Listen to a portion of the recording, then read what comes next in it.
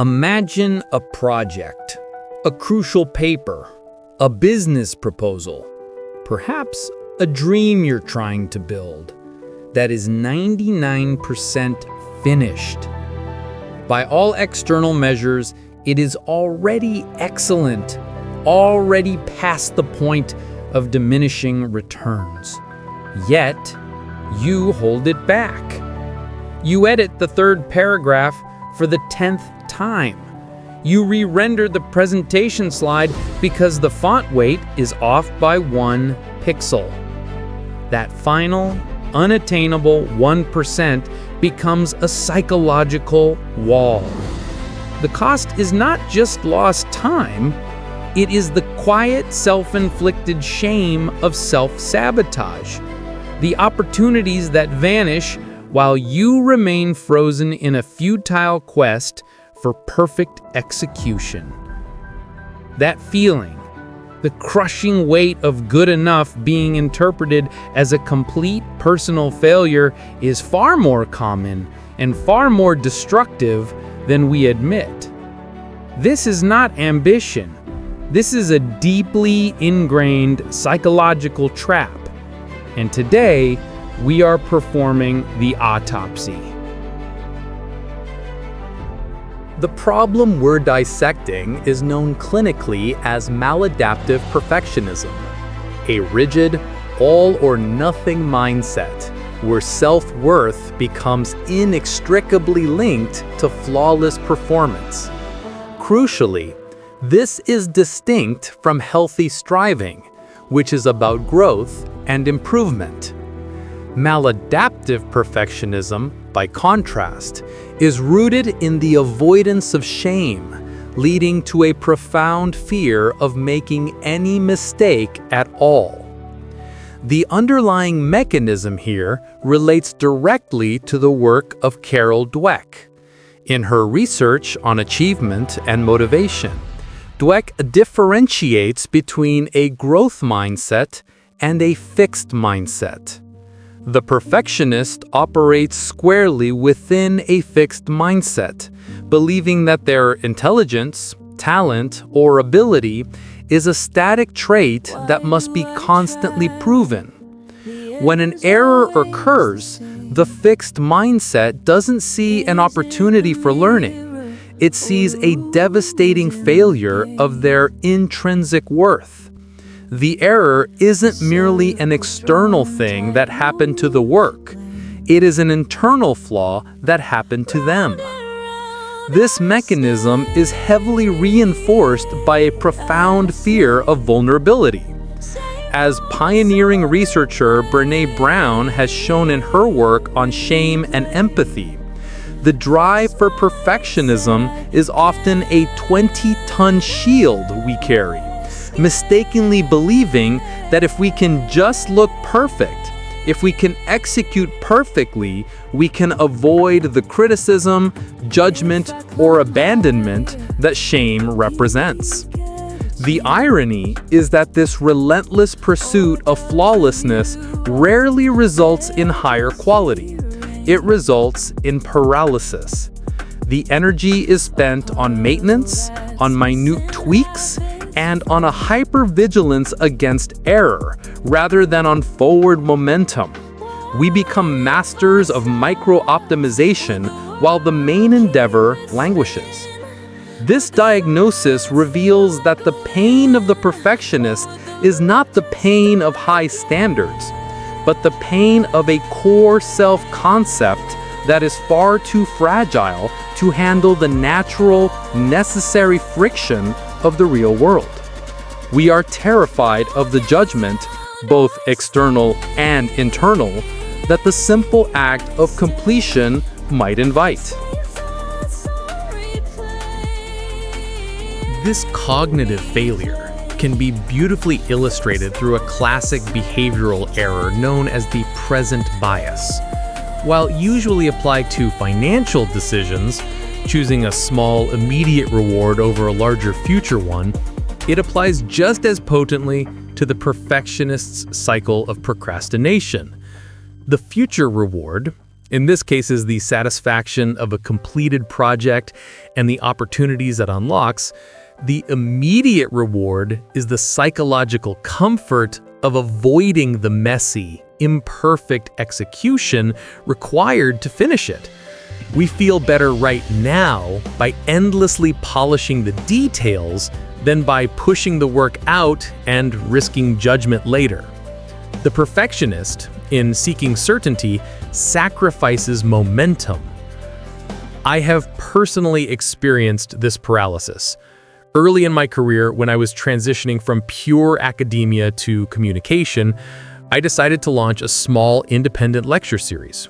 I spent 2 months crafting the first script. Every paragraph was scrutinized, every historical reference triple-checked.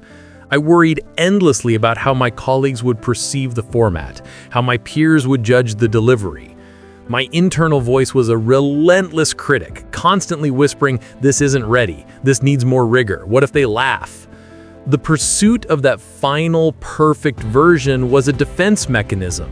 It was easier to hold the idea of a perfect lecture in my mind than to expose the actual, inevitably flawed lecture to the world. The result? I missed the optimal launch window. My competitor, who launched a series with noticeably rougher production value but consistent output, gained traction while I was still fussing over my introductory slide deck.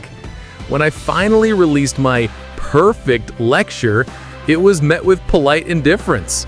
Not because it wasn't good, but because the conversation had already moved on.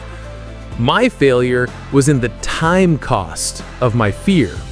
The perfectionist cycle often looks like this: high standards, fear of flaw, procrastination, shame of delay, higher internal pressure, more paralysis. The sheer vulnerability required to declare something finished is what breaks the cycle. Yet it's the very thing the perfectionist is conditioned to avoid. This experience was the clinical data I needed to decouple my self-worth from my output's perfection. The path out of perfectionism is not about lowering your standards. It is about clinically decoupling execution from identity. The playbook requires not a sudden behavioral change, but a slow, deliberate shift in internal dialogue, grounded in resilience and self-compassion. We need to introduce 2 essential tools into our psychological defense kit. The first tool is the minimum viable product, MVP mindset. This is a concept borrowed from lean business principles, but applied to our personal and creative output. The MVP is the version of your work that is just good enough to ship, to get feedback, and to start generating real-world value. Its purpose is not perfection. Its purpose is momentum. When approaching a project, ask yourself, what is the 80% version that I can release today?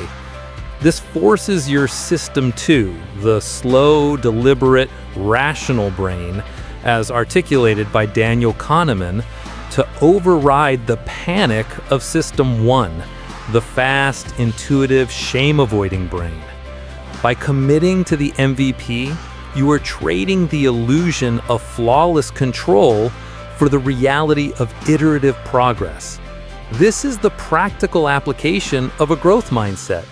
You view the initial output as a necessary draft designed to be improved upon later, not as a final judgment on your capability. The second critical tool is shame resilience. As Brené Brown's research teaches us, shame thrives in secrecy, silence, and judgment. Perfectionism is shame's greatest enabler because it demands silence about the struggle. The antidote is vulnerability. Practice identifying the specific shame trigger. Is it fear of critical feedback? Fear of simply being ordinary? Once you name the fear, you can reframe it. Instead of saying, "If this isn't perfect, I'm a fraud," try the therapeutic statement, "I am choosing to execute this task imperfectly, and that is a sign of my courage, not my failure." Start small. Intentionally execute a low-stakes task, an email, a chore, to 90% and send it anyway. This intentional, controlled exposure to good enough is psychological desensitization. It teaches your nervous system that the world does not end when you fail to achieve the final, pointless 1%.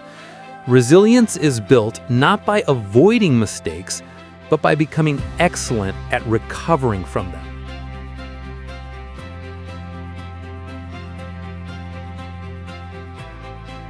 Understanding the mechanism of perfectionism is just the first step. The second is choosing to take a small, deliberate, imperfect action. This is where the community built around decoding mental shortcuts becomes essential. Resilience is not a solitary project. It is a shared endeavor. We heal when we realize our deepest struggles are not unique, but universal. The practical challenge I leave you with today, and the first step in your own playbook, is simple. Identify one task you have been putting off because it doesn't feel ready. An email, a conversation, a draft of an idea. Choose to complete and release that task right now at 85% perfection. Then come back to this space. What is the one imperfect thing you're choosing to execute today? Share your commitment, not for praise, but to normalize the messy reality of progress over the polished illusion of perfection. By choosing vulnerability, we replace the heavy shield of perfectionism with the genuine strength of human resilience.